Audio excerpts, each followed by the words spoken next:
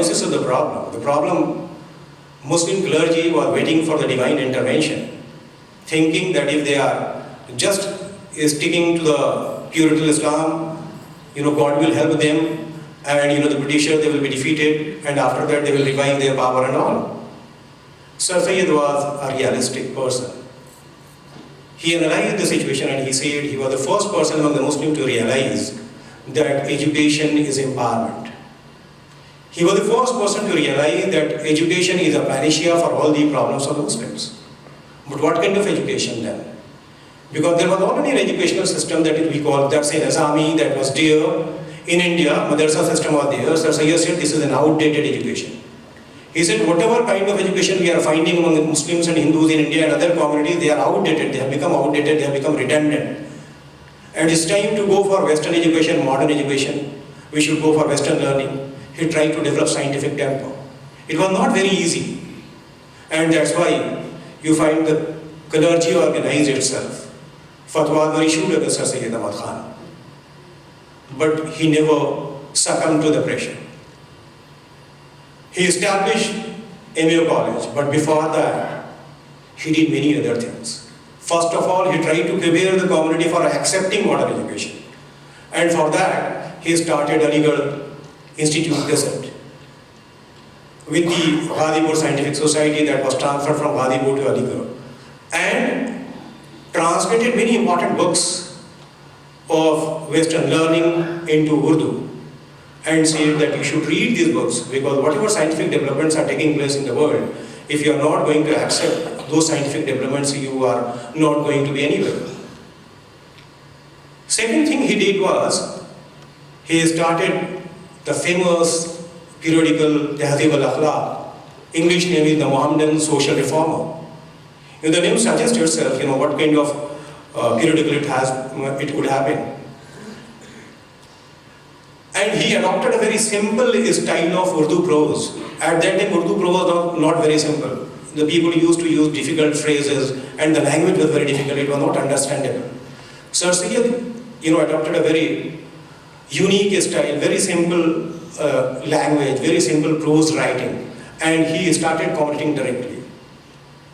Again, if we say, I know that the words, they change according to the times and circumstances, but you can say that was a radical periodical, in the true sense of the term. Radical according to the time. Radical in the sense, because what Sir Syed was suggesting. Sir Syed was saying that you have to learn from the Britishers, you have to learn their system of education, you have to learn something from them. And the community was not ready to accept it. They said that they are our enemy, we cannot accept anything from the enemy. Sir Syed Ahmad Khan went to England in 1870, as Raja Ram Mohan Rai has gone to England at the age of 57 years. It is a coincidence that Sir Syed was also around 57 years of age. He went to England. He saw Oxford and Cambridge, came back to India and established MA College, Mohammedan Anglo-Oriental College in 1875. And at that time itself, Sir Syed Ahmad Khan said that I want this college to gradually become a university. This was the dream of Sir Syed Ahmad Khan. Sir Syed passed away in 1898, but he was surrounded by the sincere leaders and the followers. So they tried to realize his dream. And in 1920, Aligarh Muslim University, came into existence. The college was, transformed into Aligarh Muslim University. This college, when it became university, this is not a very small development. Gibb is a very important writer who has written a book, Mohammedanism, a celebrated book. And he says that Aligarh Muslim University is the first modernist Islamic institution in the world. It is the first modernist Islamic institution in the world. And there are people who have paid rich tributes to Sir Syed Ahmad Khan, that wherever Muslims are going for Western education, modern education, they would have started, of course, later. But if they started it in 19th century, credit goes to Sir Syed Ahmad Khan. So this is the main contribution of Sir Syed Ahmad Khan, that he convinced the community for acquiring Western education, for acquiring modern education.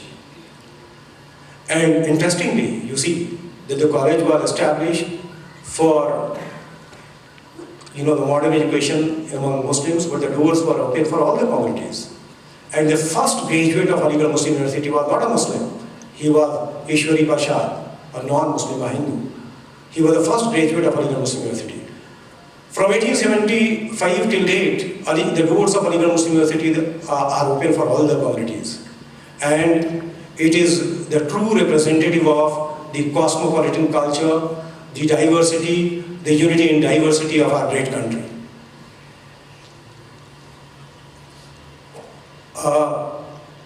You see that the religious and political views of Sir Syed Ahmad Khan are often discussed, debated. Rajmohan Gandhi, Jawaharlal Nehru, Mahatma Gandhi, they all have, considered his religious and political views, and they all have considered it. After that, Mahatma Gandhi has paid rich tribute to Sir Syed Ahmad Khan and says that he was the prophet of education.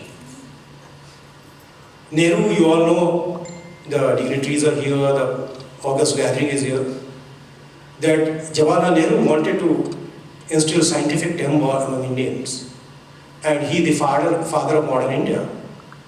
He has also paid rich tribute to Sir Syed Ahmad Khan and said that he was the man who brought modern education to the country. He was the embodiment of tolerance and all.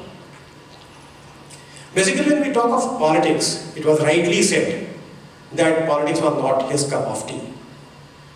But we all know that it is said wherever you are, you may not be interested in politics, but politics is interested in you. So this was the case with Sir Syed Ahmad Khan as well. And it is also said, I am a student of political science. So Alta says that politics is the concern of everybody with any sense of responsibility. Those who are living in democracies, they know the importance of politics, and there are countries in the world where the voting has become compulsory. So, what happened that politics came to Sir Syed Ahmad Khan also, and he wrote many political articles. I want to mention Asbab-e-Bagawat-e-Hind that Sir Syed Ahmad Khan wrote after 1857. When the colonial masters were constructing truth, a particular kind of truth, deconstructing truth constructed by those who are at the helm of affairs, those who are holding power, is very, very difficult.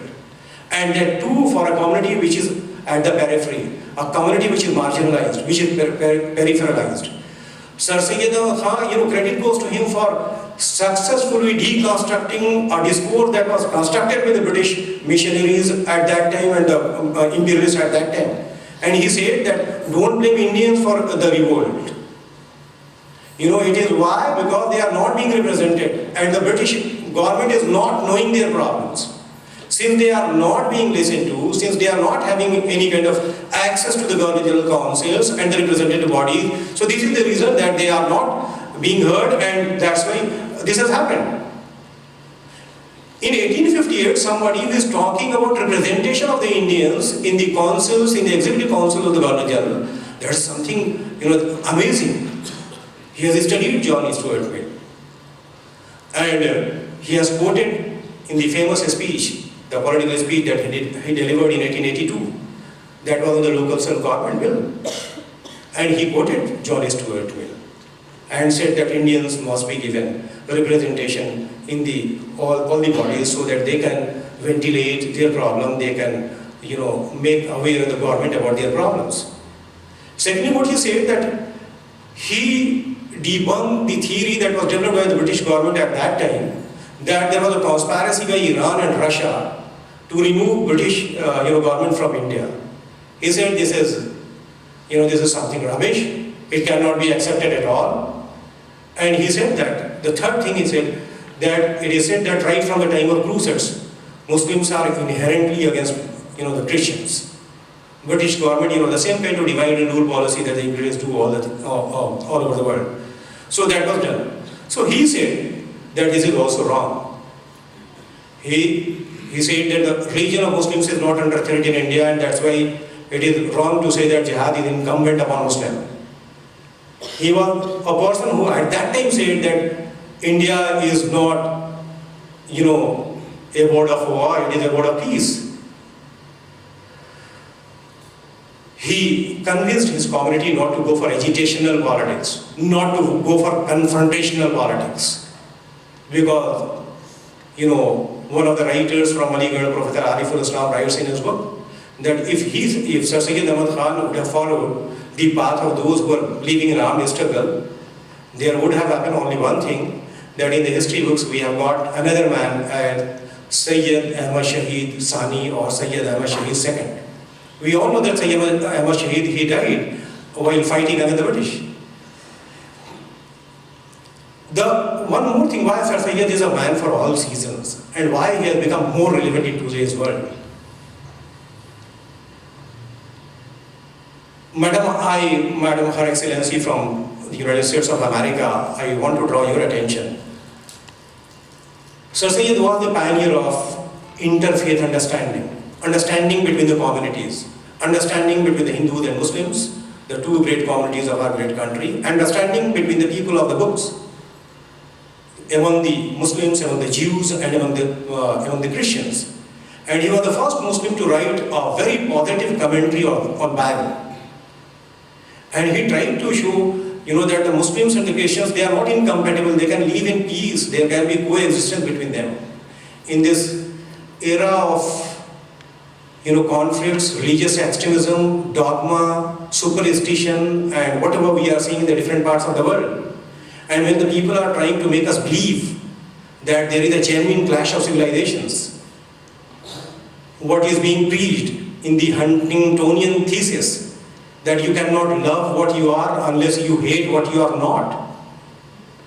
In this time of crisis, his endeavor for understanding between the various communities of the world is very, very important, and that must be recalled. We know that erecting a wall of separation between a Berlin Wall of separation between religion and politics is very difficult. Sir Syed Ahmad Khan was against developing a political approach to religion as well as developing a religious approach to politics. Both are dangerous. If we develop political approach to religion and religious approach to politics, it becomes very dangerous. And that's why Sir Syed Ahmad Khan emphasized that politics is a domain that should not be guided by the religious zeal. So here we find the element of secularism, the secularism of our country, that is positive secularism, where we pay respect to religion, but the religion is not going to guide the policies of the state. So that's why, that element also find in the writings of Sir Syed Ahmad Khan. When Sir Syed Ahmad Khan did all these things, he fought against those people, who were rejecting his ideas, those who were rejecting his movement, those who are saying this Aligarh movement is something that is funded by the British government. Sir Syed Ahmad Khan is the agent of British. He is trying to make us Christian by, putting us into Western education and all modern education. He, did not answer them with any kind of aggressive attitude, because it was not his style. He just did his positive work. He concentrated on his work. He collected money from the people, went to Nawabs and Rajas, and then established hostels, college, schools and all. And meanwhile, there is a very good example that how he hated agitational politics and religious extremism. That William Muir was a person from England who has written a book, The Life of Muhammad. And the book has maligned the Holy Prophet of Islam. Sir Syed Ahmad Khan went all the way from India to England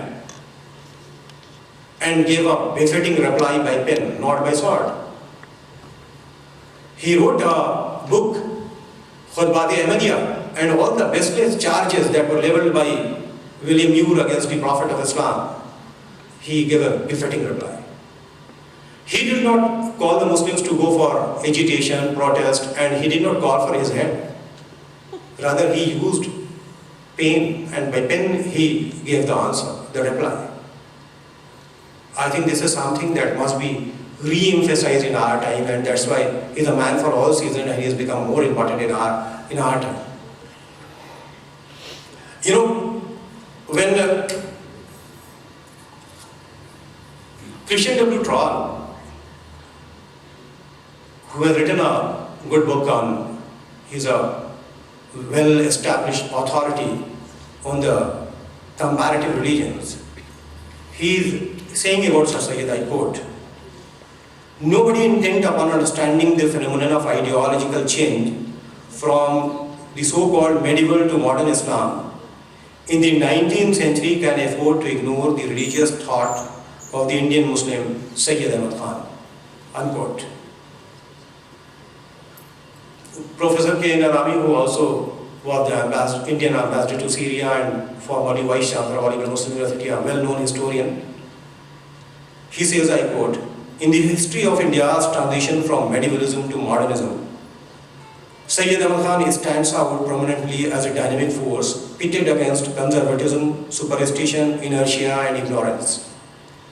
He contributed many of the essential elements to the development of modern India and paved the way for the growth of a healthy scientific attitude of mind, which is the sine qua non for advancement, both material and intellectual." Unquote. Today, we have Aligarh Muslim University as His Excellency, our ambassador, talked about Aligarh Muslim University. It is one of the best institutions in our country. According to Times Higher Education Survey, it is the second best university of India. Basically here, I want to draw your attention towards some very, very important point that, what Sir Syed Ahmad Khan did was, at that time, that when the Muslims were going for all kinds of agitation and violence, he called upon Muslims to shun violence and become the true representative of Islam in his own words. Quote, "Do not show the face of Islam to others, and instead show your face as the follower of true Islam, representing character, knowledge, tolerance, and piety." Unquote. While making assessment of his personality, his services, and his achievements, one is amazed by the profound influence he has on the horizon of South Asia and the Muslim world in general. As a humble and loyal servant of the British government, he tried to uplift the status of a community which was completely destroyed in the 100 years armed struggle against colonialism. He tried to awake them from deep slumber, instilled scientific temper in them, established schools and colleges, and the MA college for them, dreamed of the college transformed into a university.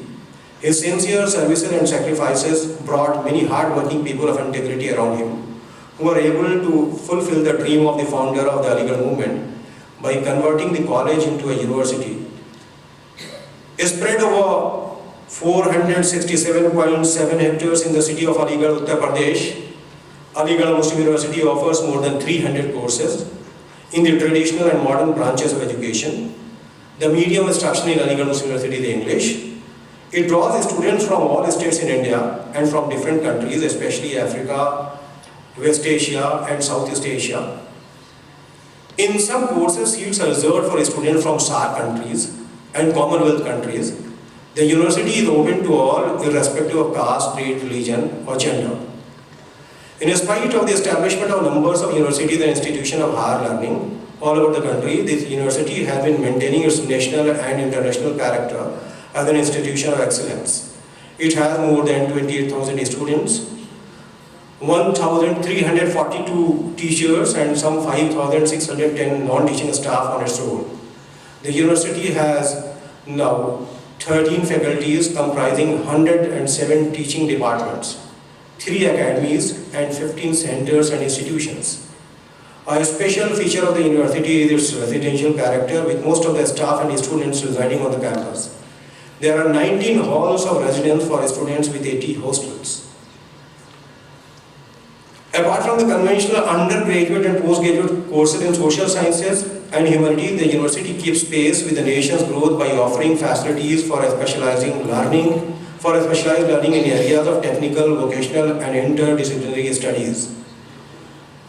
So we can see that, a man who started as a humble British servant, a movement for the empowerment of a particular community, a community that was not ready to accept modern education, a community that was trying to stick to the traditional system of learning. He tried to develop scientific temper, rational mindset, and what he achieved, that it is one of the finest institutions in the world, and what GIBS has called, I have already mentioned. It has, about AMU, so it has a visible international character with students from the different parts of the world, including the Republic of Mauritius. I think the number should be increased. We have around 10 or 15 students over there. And the contribution of the students of Mauritius, you see that how they love their alma mater, that in Aligarh there is Aligarh Bachcho Ka Ghar, that is the orphanage, where there is a Mauritius house they have built up.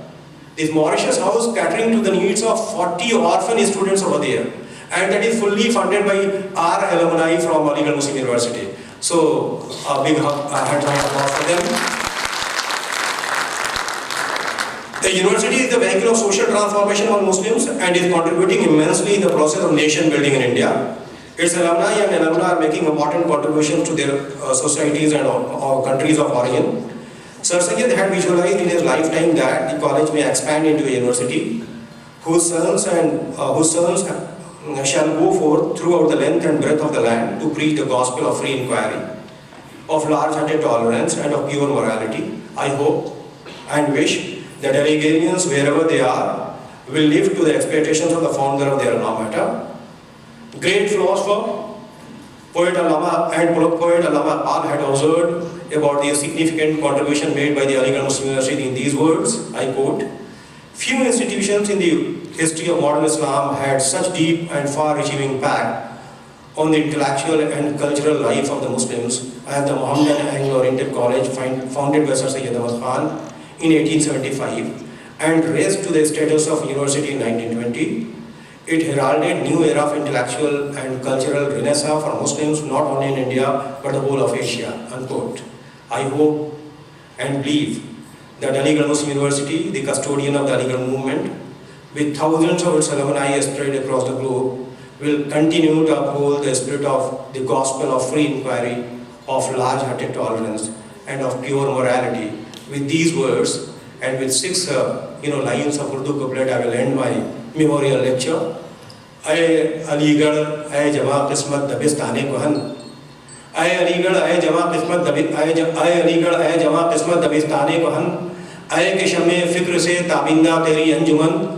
तेरे पैमानों में लड़ता है शराबे इल्म fun, हश्र के दिन तक फला फूला रहे तेरा चमन, मशअले मीना से रोशन तेरा मैखाना रहे, रहती दुनिया तक तेरा गर्दिश में पैमाना रहे। बहुत बहुत शुक्रिया।